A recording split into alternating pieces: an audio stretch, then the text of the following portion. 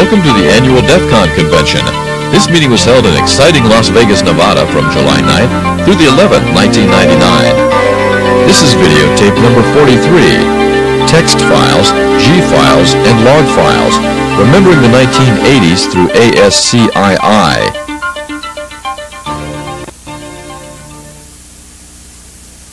I guess I'll begin talking. You all know this is Text Files of the 1980s.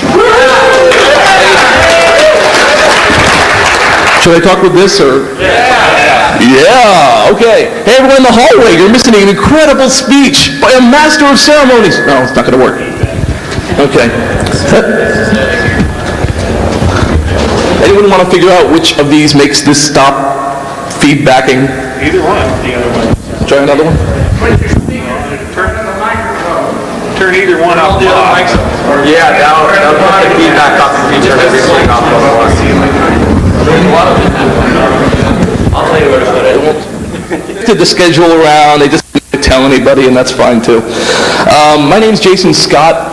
A lot of people know me, well, people who do care, know me as the sysop of the Works BBS, which was a text file BBS from, well, there's two Workses. There was 1986 to 1988, when my dad found the big phone bill, and then 1989 till about 1996, it was run by a kid named Dave Ferret, who screwed the code up so bad.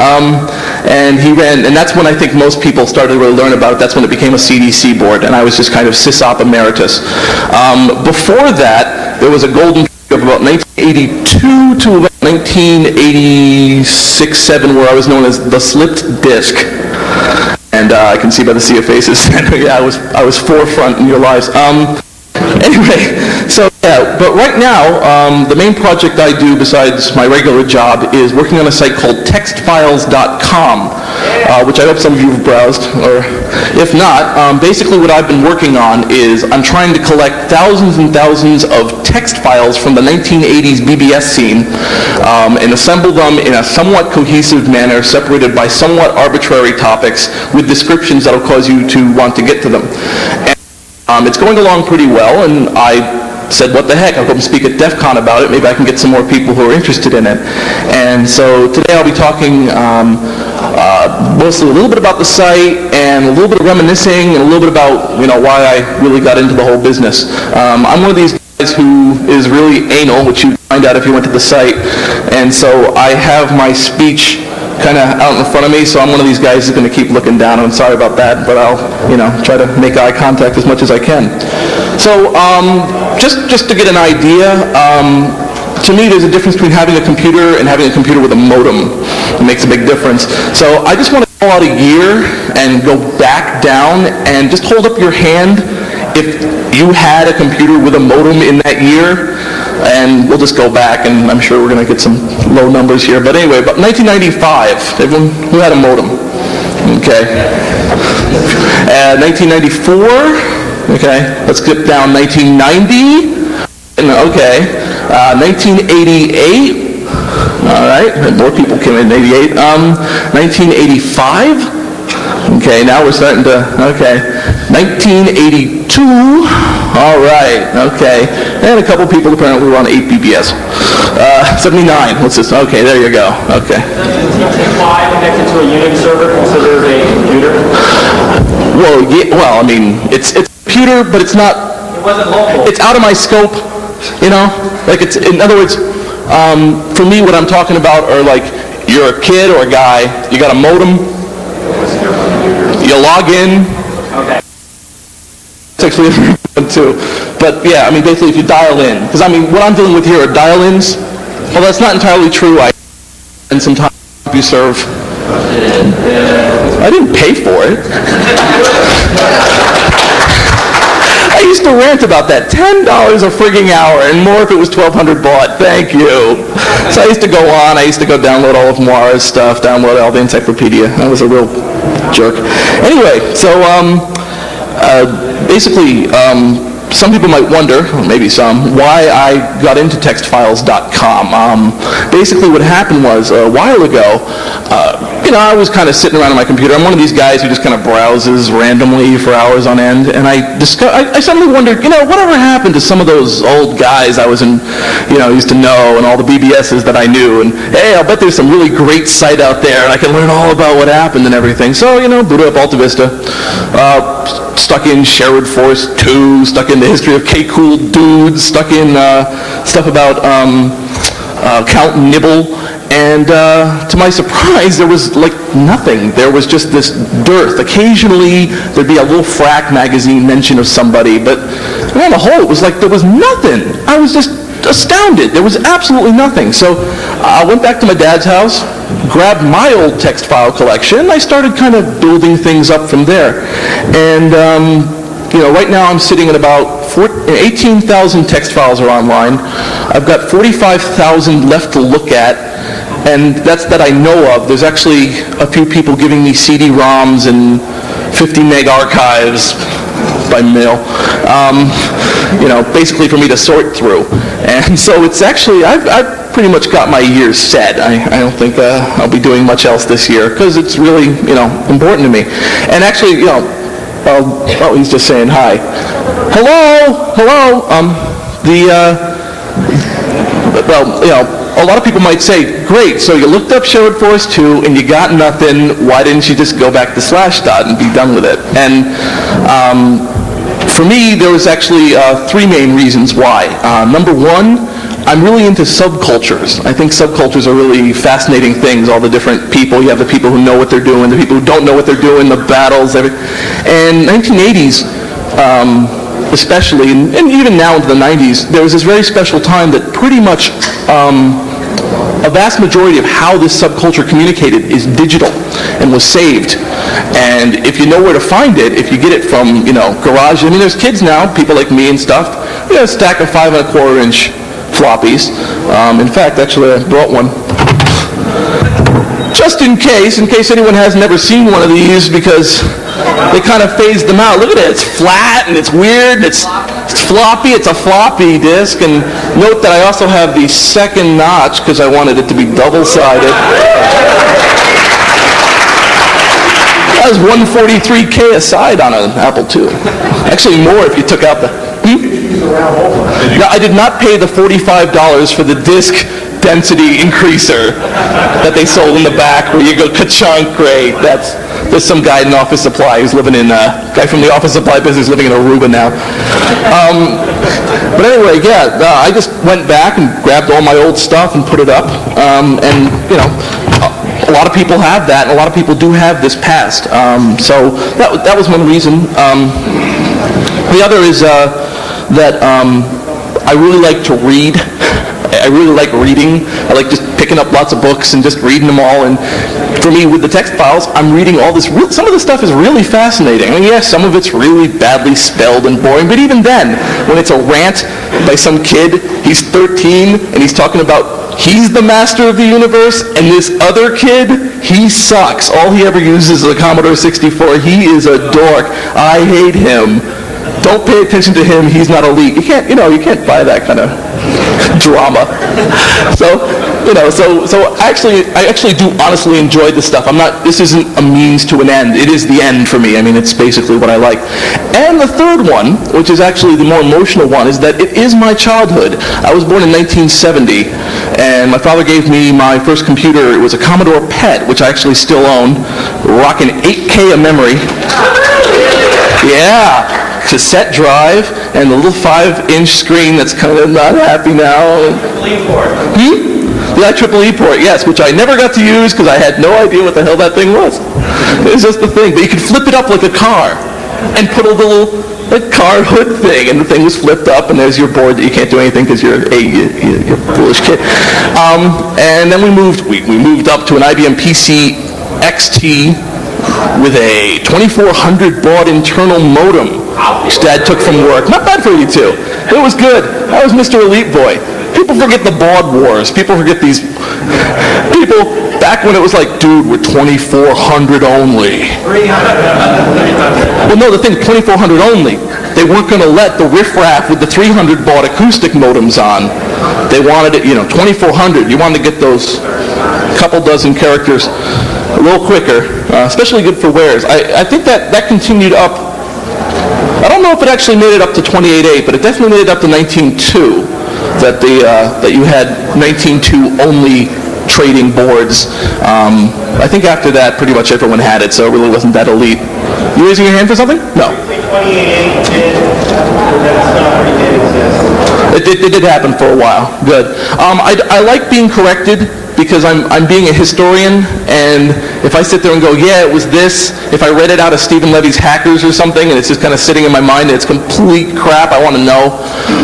That's very important to me because if I'm speaking from a position of authority on that file, I don't want people who weren't there to look at it and think that's the way things were if I'm doing it wrong. I really don't like, I like being corrected. So correct me if you go, no, that's not the way it was. I've actually had several screaming phone calls that way. But yeah, from about 82, I was running a PCXT. Hey there.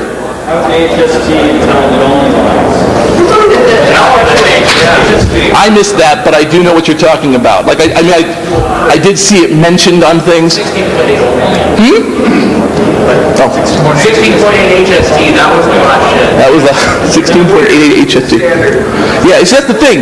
That's the funny part. You have all these people who are arguing because they have the most badass transport protocol on their system, and you forget you. So,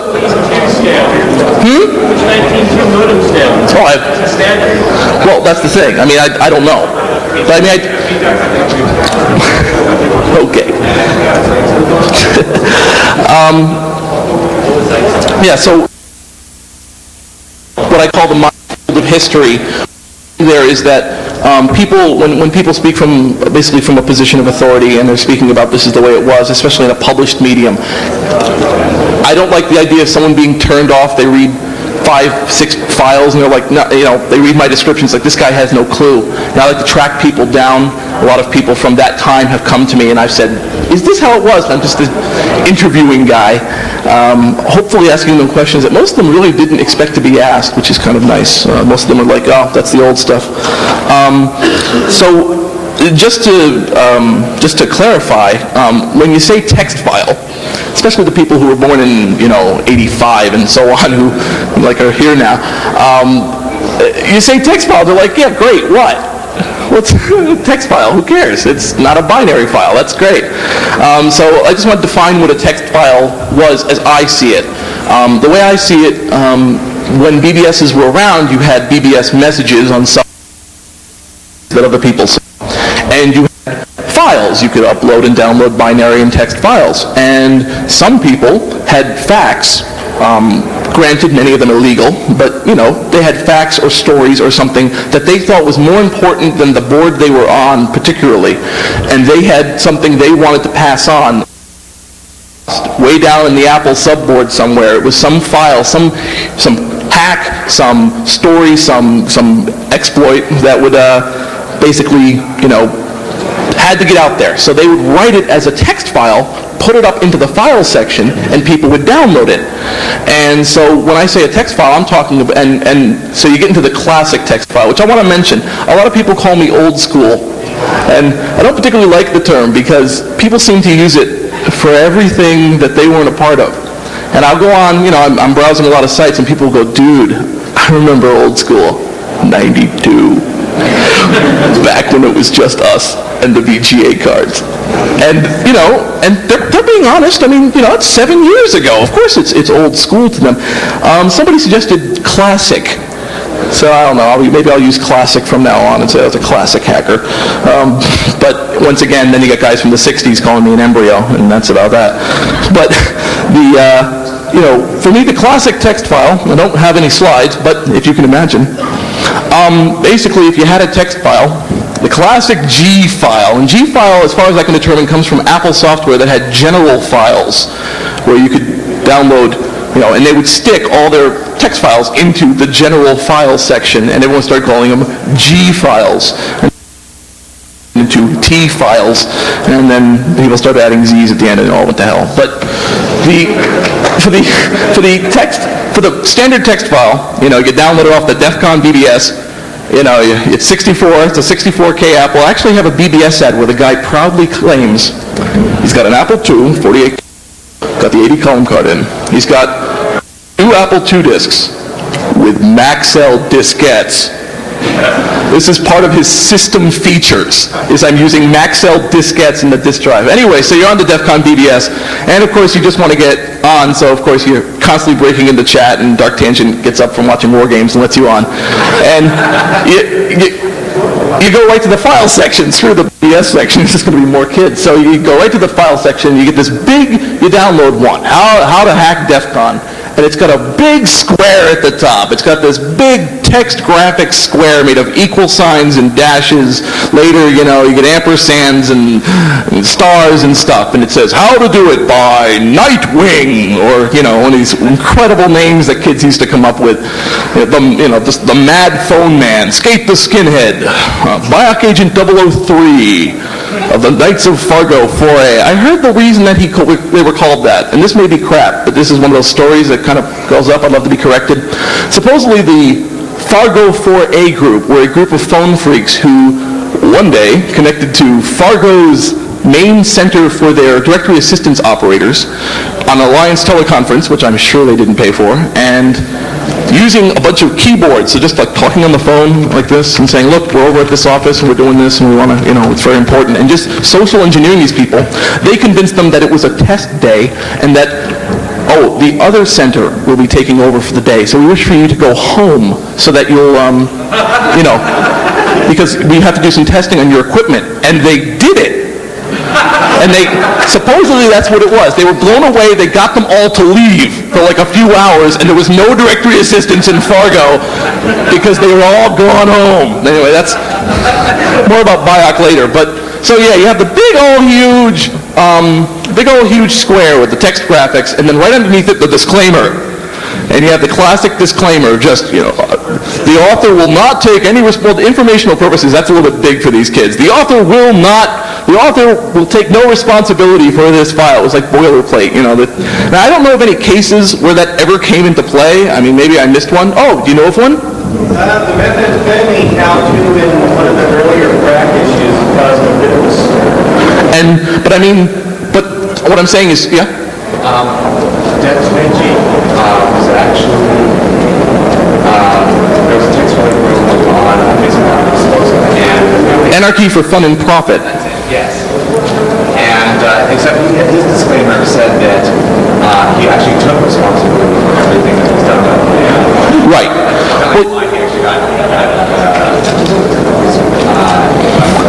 He never got in trouble. He's very sad about it, actually. We had he and I are very old friends. He was a sysop on the works. And he's actually rather ashamed of that file. And he really doesn't want it to get out. And so it's really been a big issue for me because I really don't want to be the role of censor. I hate that. I hate going onto a place and it's like, here's a file, but we're showing it for you for historical purposes, but we can't show you what's in it because it's just, you won't be able to handle the ingredient list. And I hate being that. It's just not the role I like. So in terms of that one, I do know that Death Veggie personally never got any problems, but that a lot of other people were problematic, including a Hartford BBS operator who went to jail for a short period of time because of an overzealous Hartford prosecutor who said, ugh, and dragged him on over that text file. And Death Veggie called him in jail and said, I'm really sorry. Because by that time, our BBS, the Works BBS, had deleted the file. We deleted it long before because he looked at it and said, this is stupid. This is a stupid file to have up. So we got rid of it, and I didn't even know about that. You had a question, sir? Oh, what are you saying? What about the FRAC archives that they were selling? Do they break that down? I have all the FRACs that I know of. The FRAC text file and the log archive. Oh, the FRAC text file and log archive. Are you speaking of the Phoenix project? Yeah, the LOD. Yes. The LOD Phoenix project. Well, I have currently the three 200K text files, the 200K log file examples that they did. I ran into Mr. Bloodaxe yesterday and had a nice chat with him. And he said, wow, you're doing really good work. Do you want all of them? And I said, yes, I would like all of them. So hopefully he'll give them to me, because he said it's been long enough. The product is dead. Let's just give it out. And so believe it or not, I get really excited about stuff like that. I'm really like an archaeologist. Recently, about 2 months ago, I was kind of wandering around in some place called the Chavin BBS, Chavin.com. In their FTP section, they had Apple docs. They had a lot, and I couldn't get them down. There was like some weird thing. I talked to the guy who was on one of their little muds they had, and he said, "Oh, hey, let me give them to you." And so he uploaded them. And I had about 20 soft docs. These, just to mention, soft docs are basically text files that were transcriptions of manuals. So when you pirated something, you also included the soft docs, so you press Control-E to make the troll fire. And suddenly I went from 20 to having 700. Like cat fur docs and the AE docs and everything, and I was excited. It was 2 in the morning. I was supposed to go home. I've got to go to work the next day. I'm like, no, I'm going to stay here. I'm going to stay up all night, totally screw up my schedule. I'm going to go and make all these text files go up. And I had forgotten, that's a lot of what it was for me back in the 80s. A lot of it was like, I'm on the South Pole. They have so much bomb shit. I'm going to take it all. And I didn't, it wasn't even to read or trade. It was just, I'm going to get all the files. Anyway, after the disclaimer, and then you had the stuff. Usually at the bottom there were 6 billion greets. I just wanted to mention that as well. Greets out to this, call this BBS, they rock, they've got the stuff. That actually goes on now, quite a bit, that standard thing. But when I say text file, that's what I'm talking about. I'm not talking about source code or stuff, although now I do ask for BBS messages and log files and things like that for historical purposes. So unfortunately, textfiles.com has really expanded in its mission to the point now that, I'm going to probably need a staff. What's up? Just need a quick announcement. Oh, sure. We're all friends here. They're giving away the t-shirt. The raffle, or anyone wants to enter into the raffle for the shirt, now's the time. The shirt? That black coral shirt? Black coral. Sorry to do that to you right in the middle of your speech. No, it's okay. It weeds out the unfaithful ones. I can see who'll sell me out for this shirt. Yeah, man, I'll buy the tape. It'll be okay. So, yeah. Oh, man. So, okay, historically, let's see if you go with my theory. My theory is I was trying to find the original text file. What's the original text file? You have an idea? My theory?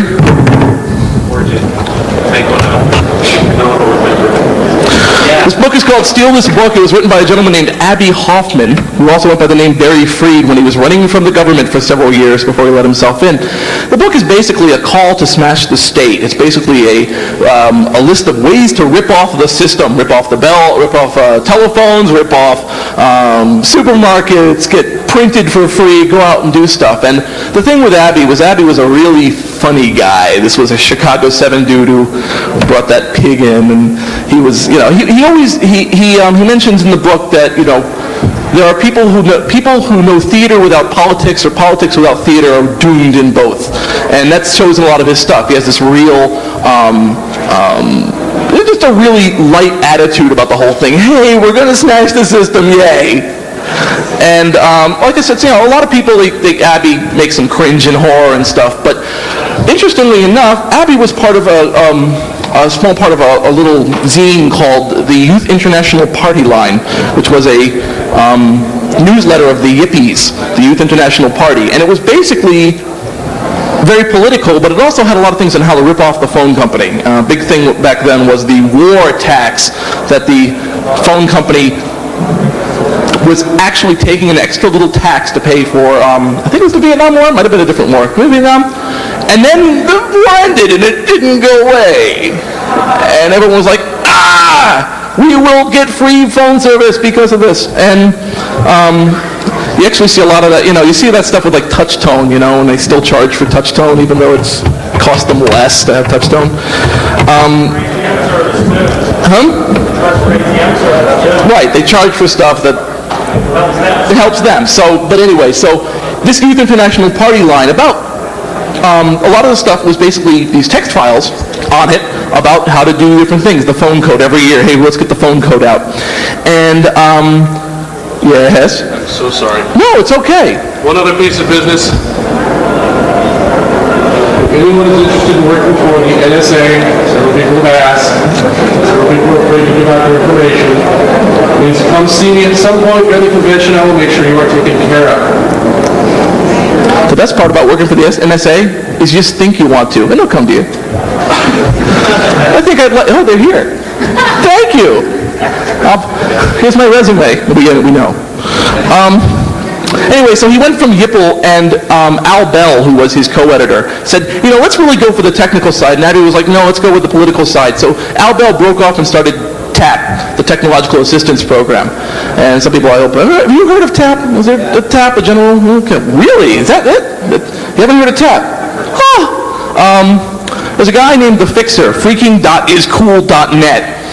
And he has digitized all the issues of Yipple and TAP and put them on a CD-ROM for like $10 with like 500 text files. No, actually about 1,000 text files on it. Really nice deal. I tried to get him to come and he wouldn't come, but it's a really fascinating magazine. It really had a really good sense of humor that was kind of duplicated in 2600. To me, see, 2600 were those young, snotty upstarts that were trying to push off TAP. And TAP had a little problem with a fire. And the editor at the time, I think it was Tom Edison at the time, and then it was Cheshire Catalyst, basically said, okay, I think we're done here. My apartment got burned down. And so, you know, for me, I'm claiming Mr. Hoffman is the father of the text file. We'll see if that holds up over time. I don't know why, when I was a kid, I really wanted text files only. I think the reason why was because I had a PC and a lot of the boards were Apple, so I didn't have any use for these wares. I didn't have any use for the Commodore boards. I was one of these kids who'd get the BBS list and just go down it sequentially. You know, oh, this board, it's a police board. They're talking about something. Okay, I'm on. You know, this board is Unix. This board is some Commodore board. I don't care. I'll just go down them all. I love them. Yep. I got a question. Are you having hosting files for characters that's like C64 files? The closest I have, that's yeah. You're starting to get into these basic architectural problems I've been running into. Right now, all of my files are ASCII, except I have a lot of IBM files with that idiotic second 128 characters with the little lines and the little stuff that they did incredible stuff with, but screw everyone else. And I have ANSI files, because I had ANSI files. You don't have any C64 files? But I don't have any C64 files. I don't have any ANSI music. I don't have any of those. And I really feel like it's outside my area. I'm so close, but I'm... What about a TASCII? I haven't had to think about that forever. That's the one that had Bob in it, didn't it? That was the ST? Yeah, which I don't have. Like, again, I start to feel after a while like the record store with the computer software, and you got the kid with the 6 piercings who's like, yeah, I guess it's compatible. You know, after a while, I'm like, I can't look at it even, you know. I can look at ANSI and I can look at the IBM graphics. I can't look at the other stuff. I don't have anything there. I'm sure eventually we'll have the textfiles.com testing lab. What? I don't mean stuff that was written just for the graphics. I mean stuff that had informational content in it that just happened to be written in pencil. If it's been transferred to ASCII, I got my hands on it, because I get a lot of my stuff from outside. So if somebody took it and took the time to do that, like the Apple docs, this guy had it on a Unix box, so he took them from a whole ton of Apple disks. He did that conversion work, and I was benefiting off that conversion work and thanking him for it. So, you know, that's about as close as I get. Yeah, so basically, as far as I can tell, I was just taking text files because it was the one thing I could take, and after a while, I just really started digging them. And I had like files and files, and interestingly enough, back when I was 13, every one I put them on was called The Works. It was The Works, this kind of text file, The Works, this kind of text file, because I always wanted to run a board called The Works. And it was actually only 3 or 4 years later that I actually ran one.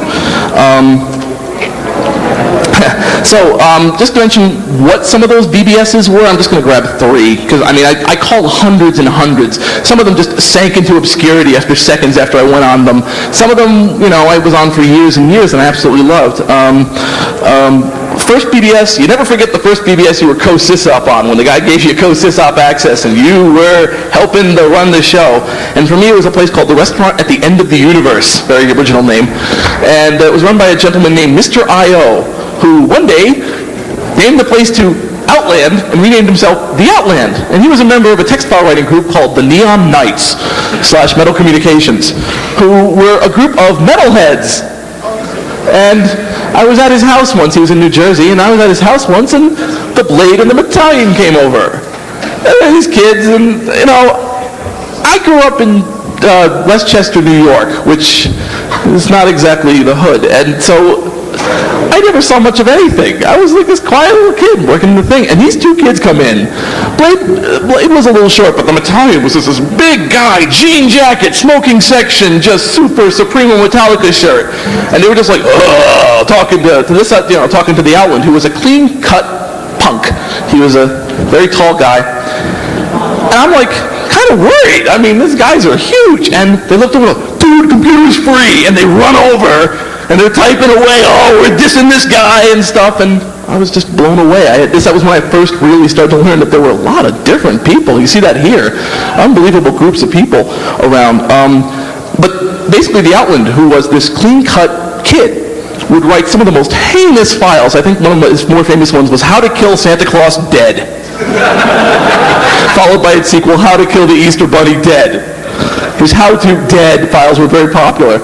In other words, you know, basically it was, you get a fat-seeking missile and blow the fat fuck out of the sky. You know, when he comes down, cut off his reindeer's legs, they won't be able to fly. And I was like, I think about it, he was this quiet guy. I think that's where he lived, because his room had nothing in it. It was just like a bed and desk. He was a very, very quiet state, but when he got on that computer, he was a different guy. One day he just took the BBS down. I called him up, dude, the BBS is down. He's like, yeah. And I was like, why? And he was like, it's doing really well. So I took it down, because why not go out at the top? Very nihilist kid. He actually wrote one other file called Random Senseless Violence. Actually, no, it was a derivative of Random Senseless Violence, because a bunch of people wrote Random Senseless Violence. That was a very popular title. What I remember, you know, you try to remember those ones you really, really stuck in your mind, was one of his suggestions, one of his helpful suggestions was, go to somebody's house and ring on the doorbell and tell them you need to make a phone call. Or you need to borrow something, and they'll bring you into the living room. And when they go to get the thing you asked to borrow, whip out your golf clubs and smash everything. The whole file was full of stuff like, great, thanks. I'm going to use that tomorrow. That was great. So that was the Restaurant at the End of the Universe. Neon Knights were like the small elite 8 guys, and Metal Communications was anybody who would write to the Neon Knights and ask to put up a file and they didn't like him. And they said, fine, we'll just put your file out as Metal Communications. A lot of a lot of Slayer lyrics, a lot of stuff like that. There was a little board I called in Chicago called the Utopia BBS, which was basically this Apple board, but I mention it because it was written in BASIC at the time. And so a big, kind of an interesting thing that's gone away is the whole mods scene. Not the IBM music files, but mods. Mods was, how weird can we hack the code and still have you sort of be able to function on it as a BBS? How many spinning cursors, how many thing of the days, how many bizarre title screens, trivia, online tennis can we stick into this thing in BASIC? And every time you called the Utopia BBS, I mean, I called it about once every 3 or 4 days during the peak. Every time I called, it was completely different. I'd log in, and it would just go, hi, you're walking down the street, and boom, there's an explosion, and Santa Claus falls on your head. And so, yeah, so type in your password. And I type in my password, and go, no, not yet. Here's a little more. And it would tell you a bit more. And I go, hey, the message of the base is this. And the best part, I think, was at the, one of them, I have that log, actually. You know, when you log into a BBS, you gave it your info, your name, your phone number, your blah, blah, blah, for whatever, if you wanted to. And at the end, they had, call this BBS, call the slip disk, my phone number. Because it would just feed you back your phone number out of the file. Scared the crap out of me. It was 2 in the morning. And they were around for a long time. They were actually part of a scene of Chicago BBSs, and a lot of people think that I'm from Chicago because I talk about them so much. There was the Glue Ball, there was the Greek Inn, there was Utopia, and there was the South Pole! And the South Pole was the most violent place you could imagine. They had one purpose in life. How many bomb files can we make? Fascinating. That was their thing. Self-defense, self-reliance on an Apple II. And, so you know, there was... Ripco. Never got on the Ripco, believe it or not. I really wanted to, but I never got on the Ripco. I used to run the Ripco internet. Oh, the Ripco. Yeah. I tried to go to Ripco.com and cause, and, you know, hey, download. Same thing with Mindvox.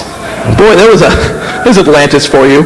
If anyone doesn't remember Mindvox, it's gone. I mean, it was just, you know, it rose up. Patrick Krupa said, hey, you know, I'm from Legion of Doom. We're going to build this beautiful thing. It's Pantheon to the old times. We're going to bring it back. And it went up, and they had financial problems, and they went away.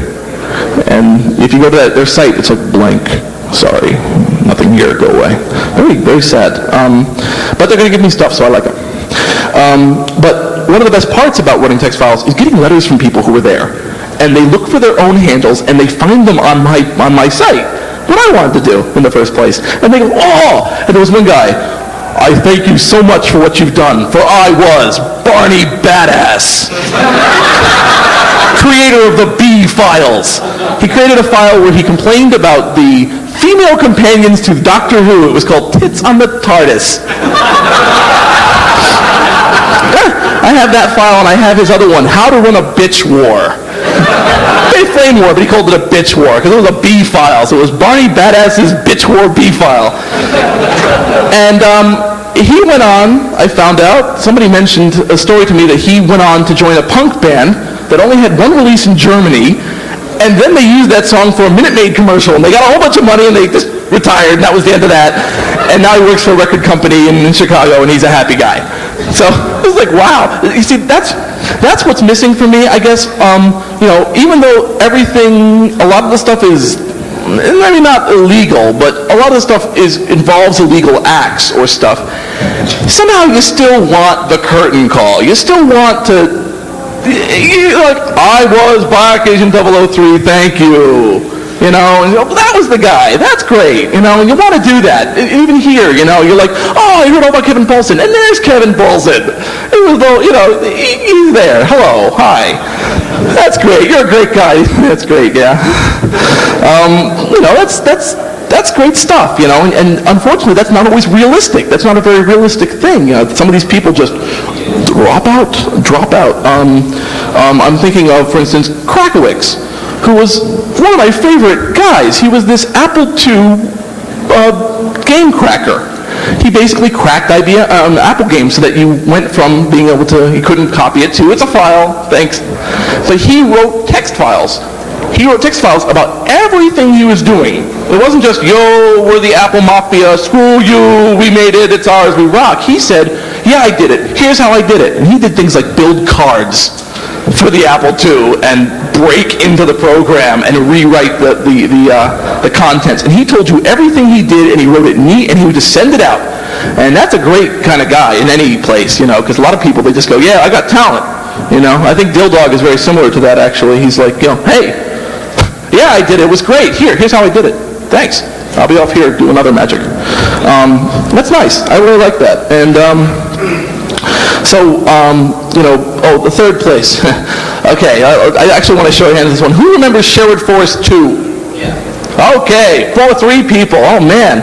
Wow. Okay, I do have a use in life. Okay, Sherwood Forest 2 was an Apple BBS. It was obviously, it was Sherwood Forest 1. I never went on to that one. That was in New York City. Sherwood Forest 2 was in 914. And because, you know, you were part of the posse by your area code. You were the 914. You were the 212. You were the guy. Sherwood Forest 2 was basically a freak board, but that's where you saw a lot of the names I started seeing in the 90s in these hacker books.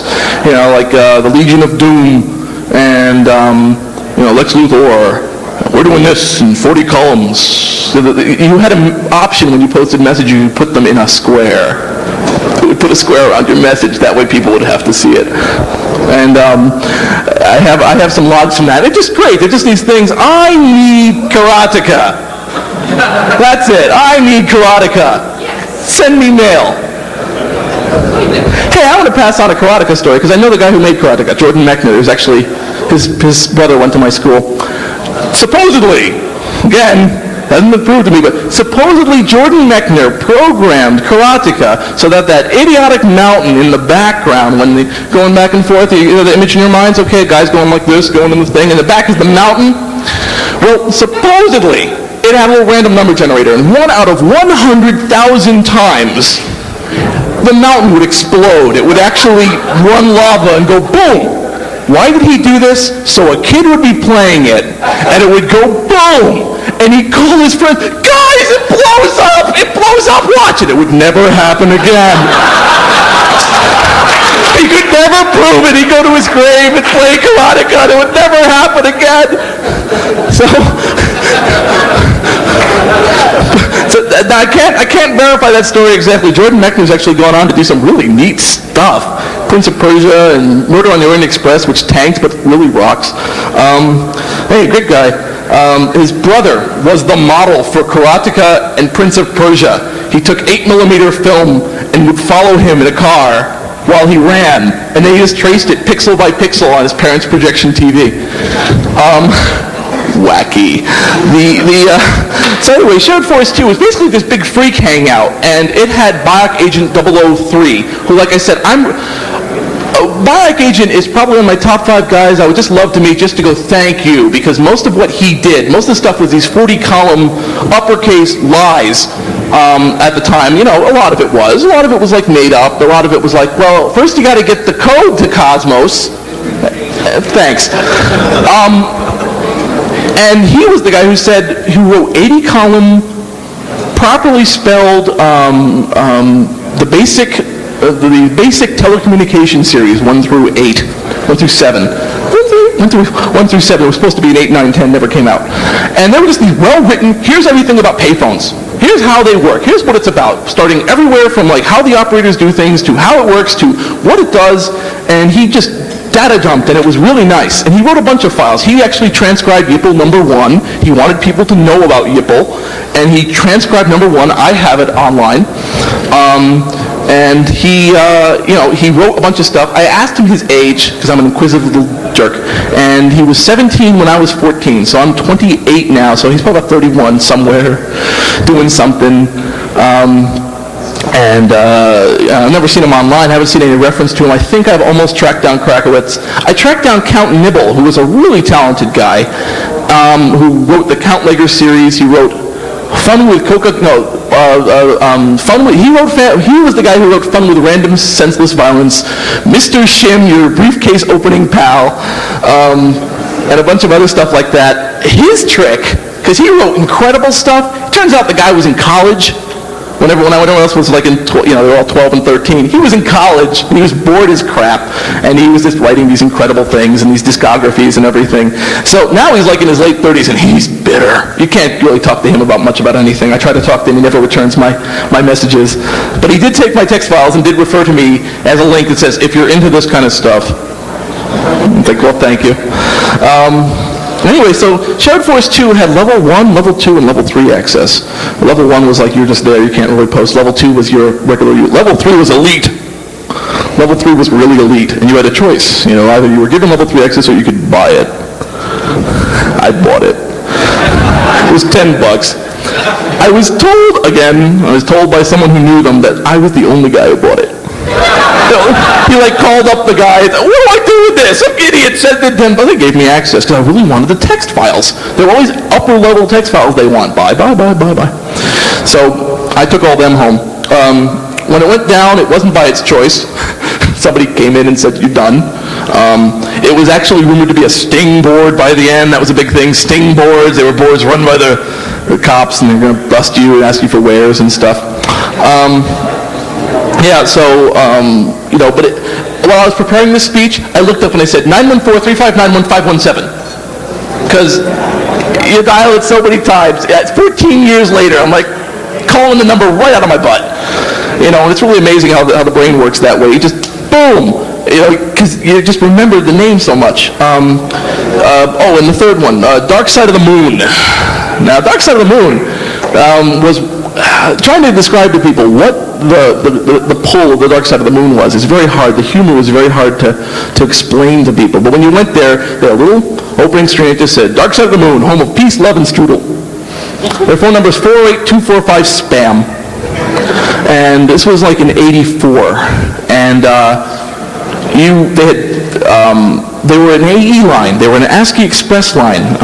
Apple Express was basically this, ASCII Express was basically this Apple terminal program that had a little file transfer thing to it, which of course automatically got turned into Piracy Central. People just transferring everything back and forth. It was very simplistic, and in fact there were bugs. There were bugs, and there were backdoors, and there were problems. And on the Dark Side of the Moon, all these problems were gone. It turned out they had rewritten the whole thing from scratch to look exactly like it did, except when you hit the space bar, it was a zippy quote, and you could like transfer and all these other things. They'd done all this work, and it was very transparent. And one day, and people would send messages to each other on this file transfer thing by naming the file this massive-ass message. Where the hell happened to the latest Tristan Farnon stuff? You know, where the heck is this going on? I can't believe this file is still here. This is crusty. One day they announced they're going to be a BBS. And I thought, oh my God, they're going to destroy this beautiful thing, because I really love logging on that place late at night. BBS turned out to rule. It was called Waffle Software, and it was written by the sysop. A lot of people now know the sysop of Dark Side of the Moon. I think he doesn't make it too much of a secret that he's now the proprietor of Rotten.com. Very, very interesting fellow. Great guy. Unbelievably great guy. And the BBS ruled. I remember being on the computer with him, and I was like, you don't have this, he only had like 2 kinds of editors on it. And I was like, you don't have this editor. You should add it in someday. And he said, wait. And he went pound, pound, pound in front of me, and now the editor was one of the editors you could choose. He built it modular. He built this whole thing up. He ported it to Unix. I still run it. They were the home of a place called Anarchy Incorporated, which was very basically a place that just they wrote as many text files as they could, just hundreds and hundreds of these crazy text files about going on, how to rip off Kmart, roofing,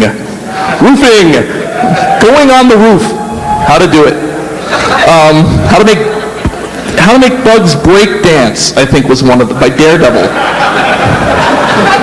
It involved really hurting the bugs, by the way. They really had to hurt the bug. The bug didn't want to break dance. It wasn't in the genetic programming. Basically, it took its legs off and spun it.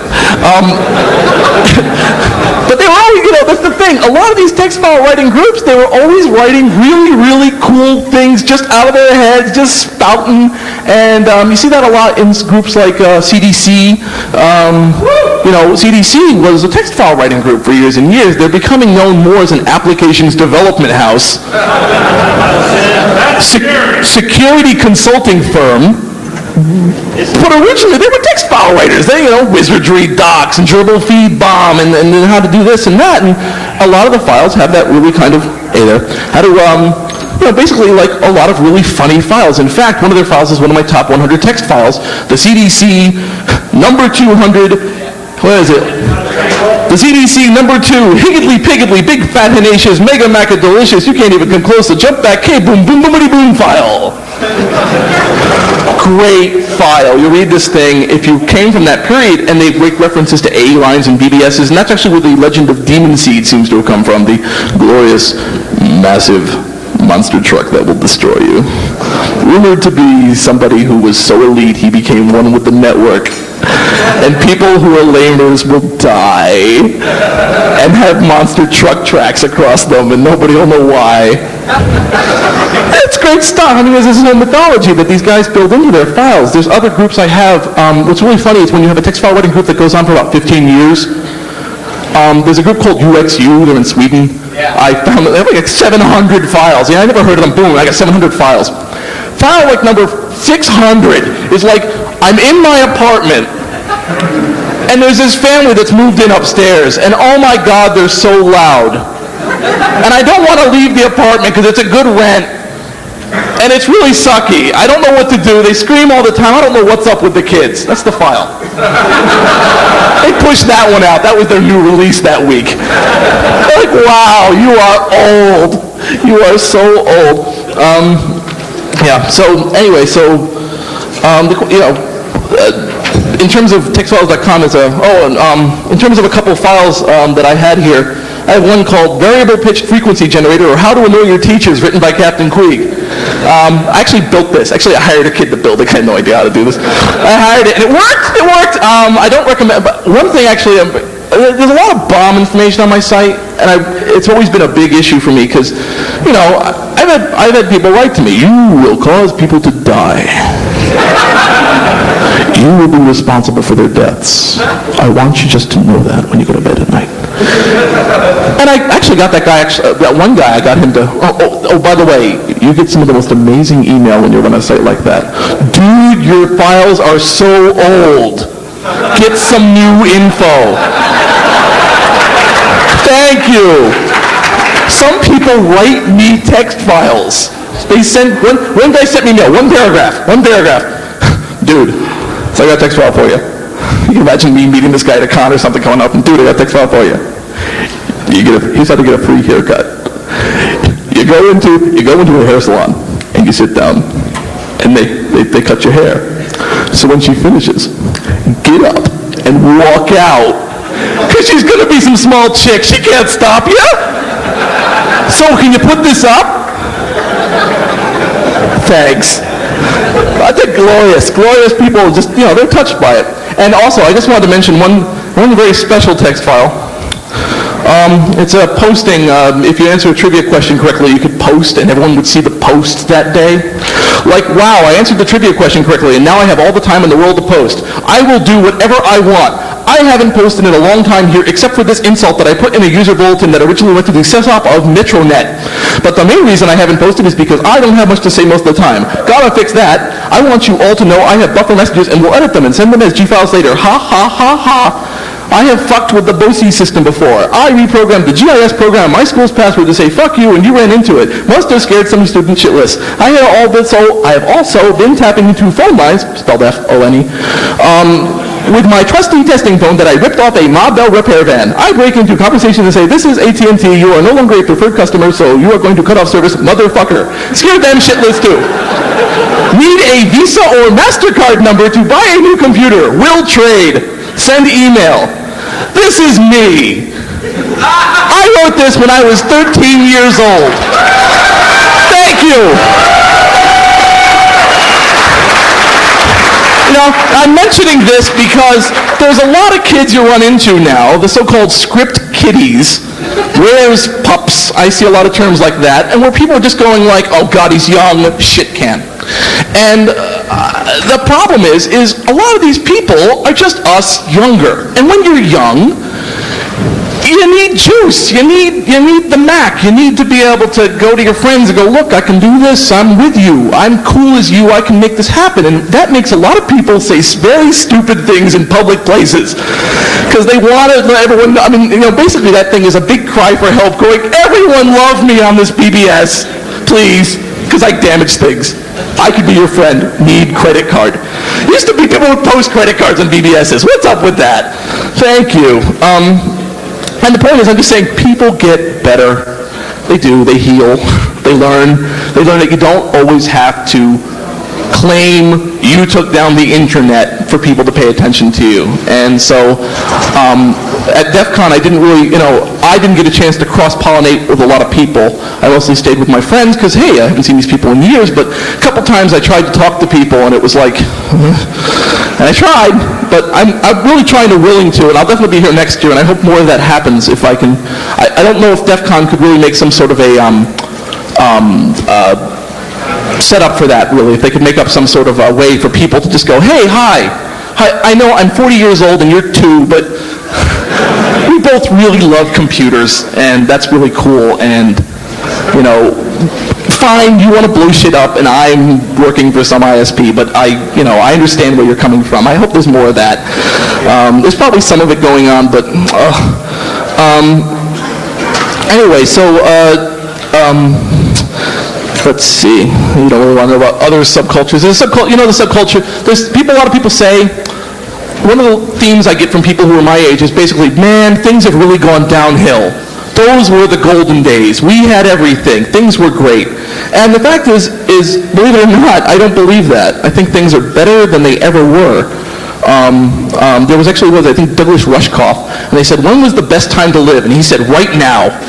Tomorrow if possible. Because right now I have my top 100 text files, a Wired article about me, and the entire content of this speech on this floppy disk. And that rules. That's absolutely great. I actually have 100 of these, and I'm just going to, give them to people. Yeah, exactly, here. And not yet. That'll be crazy. It looks like a cattle auction. But basically, it's that thing. You can sit there and give somebody, it took me like 4 years to get a good collection of 3,000 text files. And even today, there is somebody downloading 3,000 text files in about 2 minutes over like a T3 line, just suck. And that's it. Hundreds of hours of the work of all these people, boom, it's on some zip disk. He doesn't even notice it, His WinPad, his WordPad program is bigger than it, and it's, he's got it.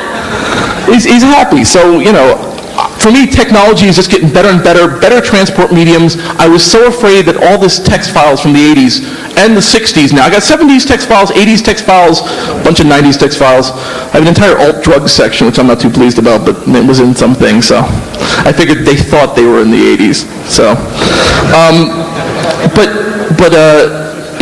people are logging on, boom, and now they've got it somewhere. And so stuff that was in the danger of disappearing, it's not going to disappear now.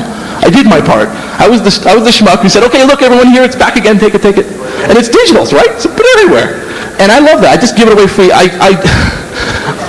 There are places that give out text files, but it's usually porn ad, box file. Porn ad.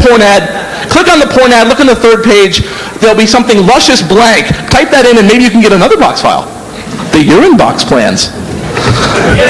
Yay! The urine box plans. What a load of crap. I know the author, but I'm not going to reveal who the author is, I don't think. Hint. I mentioned him previously in this speech. And, but people download it like it's real. You can't build it. It's supposed to kill the person on the other line.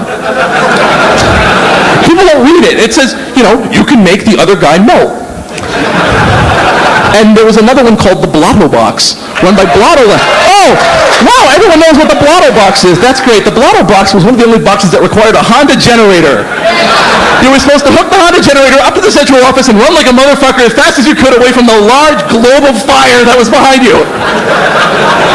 What a great image. Great image, but it was just, because Blotto, people would joke on Blotto Land about King Blotto. Oh, hail King Blotto.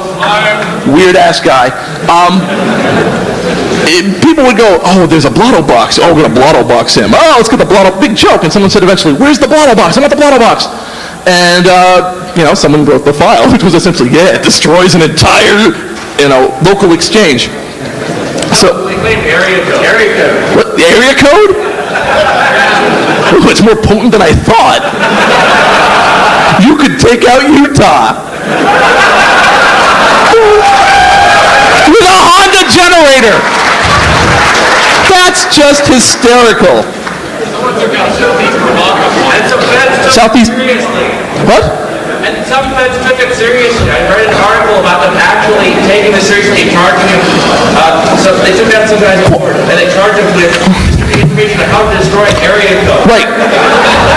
I mean, well, the thing is, a lot of times, not as much now, but a lot of times back then, the federal agents and the Secret Service, they always came off like mice and amphetamines about these things. It was always like, oh my god. This Apple II, they pirated Curiosity. You got a lot of that. You were just like, oh my god, we got to find out. Conspiracy theory, whatever. 14-year-old kids, like 4 or 5 of them. One of them's got the Apple II with the 80-column card, so he's the elite one. They all go around him, and these kids are gonna, I agree. Yes, they'll change the world, but probably not then. Maybe a little later. That's the other thing that's kind of funny. All these kids, all these 14-year-olds at the time, escaped the skinhead, and so on. Now they run ISPs. And they're like, you know, yes, I control the internet from my local area. Dude, K-Cool dudes. Oh, yeah. Supposedly K-Buy was a construction of OK Buy. You know, K-Buy. And it became K-Cool, K-Rad. And I think that still shows up now. That's the thing. That's part of why I did. There's actually a concern on my part about no sense of history. You know, this whole zeros for O's, this whole L's become ones, 4 becomes A. These hack bulletin board systems. These kids are like, yeah, I'm being really cutting edge. And I'm thinking, 83, I had that. The kid was saying, yo, dudes, I've got, you know, Bolo. Bolo. Brotobund. I've got, yeah, Brotobund ruled. Brotobund ruled. Sierra Line was pretty cool. Roberta Williams, if everyone knows what she looks like, she's on the cover of the Soft Porn Adventure.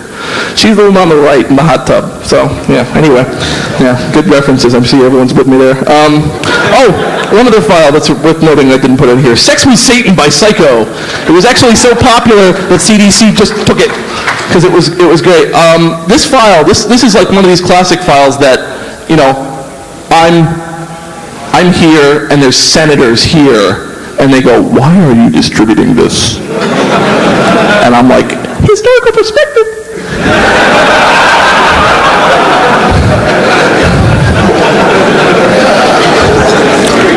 2 lines.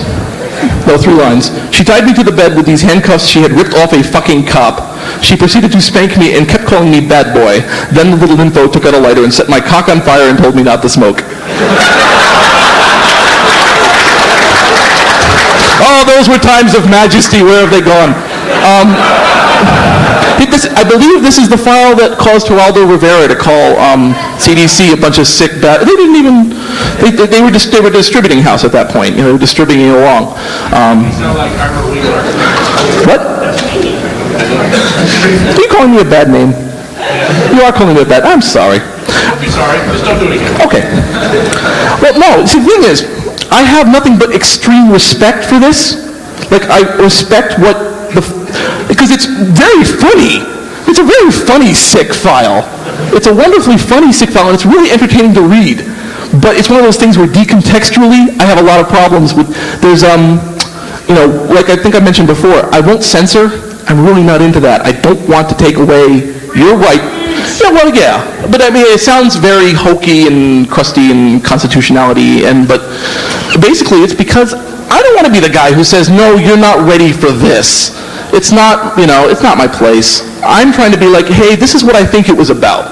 And a lot of kids, sure, they log on, they want the newest infos, they download these 1982 files and they take them home, try out the blue box. I can just build it, I got all the plans, I can build it. Knock, knock. What? Yeah. Blowing 2600 down there.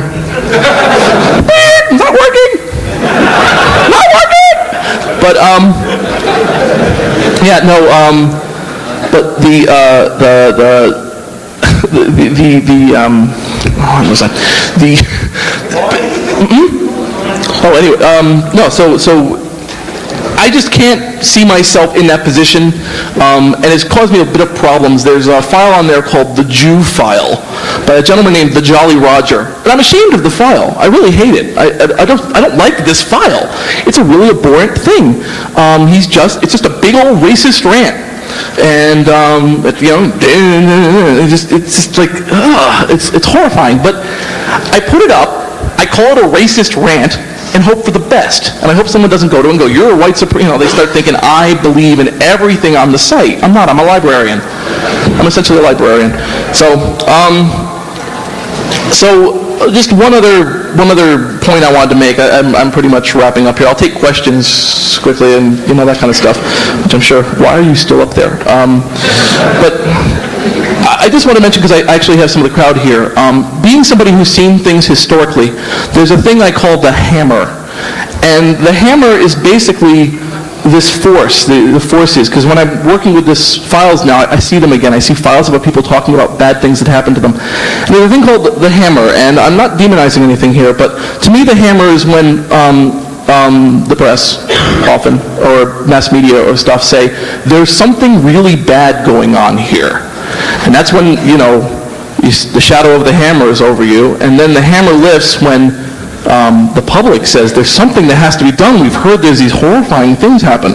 And then the hammer comes down basically when the forces in control, the government and other police forces and well-do citizens just go, oh, we got to eradicate. Bang, bang, bang. And they're just going down, and you got kids who are like, what? And they're just being busted and raided, or they're being told something, or they're being fired because they had something to do with it, or something. And this has happened, it's happening now with the webpage busts, but it was happening in 92, and it was happening in 85, and it was happening before that, and way back when they were seizing calculators because they were possible phone hacking boxes. And then parading them out and putting them out on tables and going, look at these tools he's used to destroy everything. And I just was just responding basically to say, like that makes me nervous. And I just wanted to say just to the group of DEF CON to realize that we have a very precious thing here. We have a bunch of people who really care about technology, and not just some of us look at it as a gun, and some of us look at it as a lifting force, and some of us really care. And I think even the guys who, the environmental control idiots, in their hearts, they love the environmental controls. They're just a very abusive relationship. But they'll get better. They got better. I'll get better, I hope. And I just want, basically I'm just saying, if you see people and you see they're more like you, not to be turning on them and going, you suck because I've got 6 of this and you've got 5 of that. I paid $600 for the new thing and you've only got the old $200 thing. Because there's a lot of that, and that's, I don't know, just to me, that you can do better than that. Anyway, so having said that little piece, I'll take any questions if somebody goes, yes? You talk about subcultures. How far do you get into like the wares subculture, like 87? I do have a .nfo section. Basically, .nfo files were parts of the pirate zipped files. A gentleman named Toast from Canada gave me most of them, like 2,000. Basically, it's call our place, here's what we're working on, we cracked this, it's whatever from Micropost. I have those. I have files about how to crack, which don't apply much anymore, but I mean, that kind of stuff. Like I said, I got the Crackwix files back from 84, 85. That once again, for me, it's always about the text. It's never about the wares. It's about what were people like around the wares. Why did they use the wares? So I have a lot of that. I have a lot of, basically, so yes, I do have stuff. And it's... Do you get into the BBS log files or anything like that? Yeah, I mentioned that before. Basically, I will accept BBS logs, message logs, stuff like that. Hopefully the Phoenix project is Eric Lodax is supposed to send me a bunch of stuff, which I'll put up, and like I said, don't charge. Yes, sir? Oh, who wants my URL? www.textfiles.com. Oh, come on. With an F. Don't worry, TextFiles PH will be registered very soon after this talk, I guarantee. Probably make fun of me. Probably by some porn site. That's right, porn site. The White House guy will find me. Yeah! More hits for me in my porn. I also own textfiles.org. I got textfiles.org because it wasn't taken, and then the company that owns textfiles.com just gave it up. And I said, thank you. Grabbed it, and that's it. Somebody owns textfiles.net. But, I also own cow.net if anyone actually feels like browsing it. I don't know. Anyway. Any other questions? Me. One of the things I'm really into is I like taking pictures of really, really beat-up arcade games. You know these arcade games that they converted? You get like Ms. Pac-Man and boom, it's Galaga, boom, it's this, boom, it's Terminator 2, boom, it's whatever. And the poor boxes of just beat the shit. And like people just like stick there.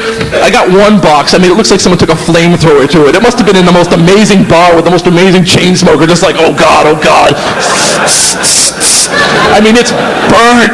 Somebody took a Return to the Jedi arcade game and turned it into a Lucky 7 poker game with like 25 buttons. It was a Mahjong game. I just love, I like that weird stuff, just that weird people. I also own a 1978 Checker Marathon taxi cab. That's what I drive around in. And so I go into that too. Fine, that's too much about me. Anybody else? a sea of completed happy faces. Oh, one more. Yes, Lady Ada. Like Ipsonym or other weird format? You know, if you'd wandered in at the beginning of the conversation.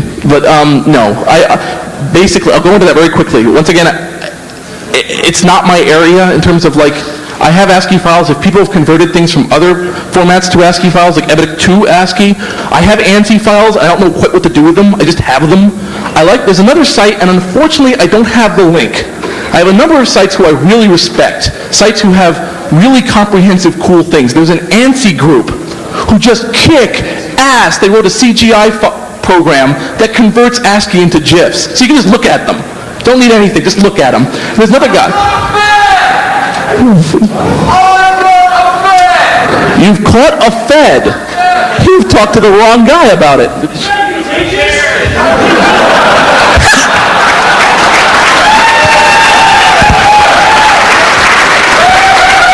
You've caught a Fed. I want my fucking t-shirt! Sir, is he of a legal size limit, or do you have to throw him back? That's a $1,000 fine, you know. $1,000 fine, and they seize all your gear. Oh, and it's 5 years in jail, too. Fish and Game really frowns on that if it's an undersized Fed. Hey, sure! Oh, you're the one who wanted to fuck my feet, aren't you?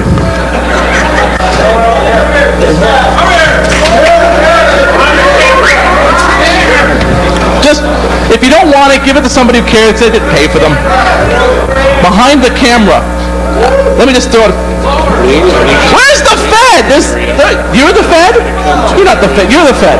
From the main conference room. What? I handle the IPv6 stuff if they're there. Thank you. The gentleman, by the way, I need to make a general announcement. The gentleman in the yellow. Hi, Ming. Good to see you. Why don't you turn around? Turn around. Start walking towards that door and find out if that's... Okay, then just hang loose. We're doing some staff stuff over the radio so you guys could enjoy it too. So you can understand the sheer chaos I have to put up with while I'm up here. The gentleman in the yellow hard hat, would you mind stepping up, please? Come on and tell us who you are. He's the director, NSA, technical support. No. Come on up, it's okay, we won't bite you. You just hang loose, dude, we'll be right with you. Someone catheter and to make sure they actually drip through the carotid, please. Tell us who you are. I promise you some publicity here. Thanks, Bruce, for putting me on the spot. No worries. I'm writing stuff for Linux World, and basically I wanted to find out how security on Linux is improving or getting worse. And, Thank you, sir. That's it. You scared him off. Good job. Basically, if anyone would like to opine on that subject who actually is a credible source, please make sure that you see him. I would really appreciate it. If you're not a credible source and you waste his time, we have a bag of doorknobs that we're